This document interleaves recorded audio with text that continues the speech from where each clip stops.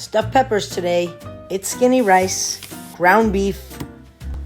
You guys, it's super easy. Some fresh parsley, clove of garlic, your favorite marinara sauce, olive oil. That's it. 2 tablespoons of olive oil. Brown your garlic, brown your meat. Oh, 6 minutes. Hey, that's me. All right, you guys, once your meat is almost all the way browned, we're gonna add that It's Skinny rice to that, okay? Let it soak up all that beef flavor. Looks like that. We're gonna add some parsley. We're gonna add our favorite tomato sauce, whichever sauce you want.